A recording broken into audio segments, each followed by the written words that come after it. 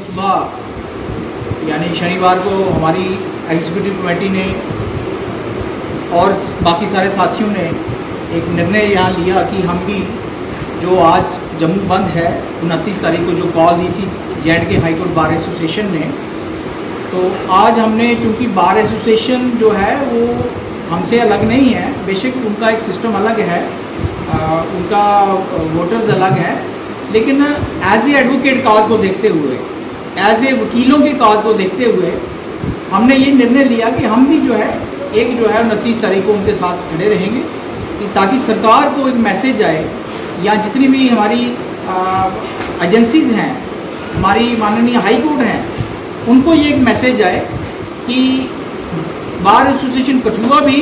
और जितनी भी तमाम उसी कड़ी में हमने भी यहाँ जो है कामकाज छाप रखा है। और हमारा मुतालबा सरकार से यही था कि जम्मू में जैसे हाई कोर्ट में इन्होंने डिमांड की थी कि आपको पता धारा 370 टूटने के बाद एक रजिस्ट्रेशन की यहाँ स्ट्राइक हुई थी और वो 45 दिन स्ट्राइक जो थी वो चली थी और हमने भी कठुआ बार एसोसिएशन ने भी उस स्ट्राइक में पूरा अपना बढ़ चढ़ कर साथ दिया था। लेकिन बाद में गवर्नमेंट ने जो प्रॉमिसेस किए थे, हमें एश्योरेंसेस दी थी वहाँ पर कि हम जो वकीलों की और पब्लिक की सहूलत को देखते हुए जितने भी रजिस्ट्रार के और सब रजिस्ट्रार के ऑफिस हैं वो कोर्ट के अगल बगल में या कोर्ट के हो सके तो कोर्ट के अंदर अगर जगह है, अगर जगह की प्रॉब्लम है तो कोर्ट के बिल्कुल एडजॉइनिंग एरिया में के अंदर जो है वो इस्टेब्लिश किए जाएंगे। ये एक उन्होंने मांग की थी, लेकिन उन्होंने ये किसी भी और ध्यान नहीं दिया। तो कठुआ की जहाँ तक बात थी तो हमने भी उप राज्यपाल को महोदय को ज्ञापन दिया था कि, और उन्होंने उसके बाद लॉ डिपार्टमेंट को इसका प्रोसेस इशू करने को कहा, लेकिन लॉ डिपार्टमेंट ने उसके बाद कोई भी प्रोसेस शुरू नहीं किया। तो हम यही चाहते हैं कि जम्मू में जैसे वो अपनी मांग कर रहे हैं, तो हमने उनसे भी जो जम्मू बार एसोसिएशन के प्रेसिडेंट हैं MK भारद्वाज साहब, उनसे हमारी टेलीफोन पर बात हुई है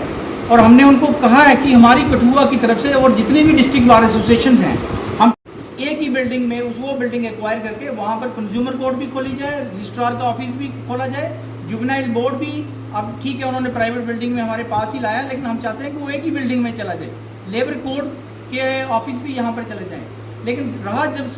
रेवेन्यू कोर्ट्स की बात, तो रेवेन्यू कोर्ट तो सेक्रेटरीट में ही चल रही हैं, वो भी हमने सरकार को डिस्ट्रिक्ट रेवेन्यू ट्रिब्यूनल बनाने का सुझाव दिया है। और दूसरा बड़ा महत्वपूर्ण हमारा मुद्दा ये था कि स्ट्राइक करने का, हमारा 3 साल से ये काम बंद पड़ा हुआ है डिस्ट्रिक्ट कोर्ट की बिल्डिंग का, और गवर्नमेंट ने इस और कोई भी ध्यान नहीं दिया है। आपने 3 साल में जिस हिसाब से अगर काम ये चल रहा था, और काम क्यों बंद हुआ? ये 370 की वजह से बंद हुआ। जब आपने नए रूल्स लाए, नया सिस्टम लाया, तो वो एक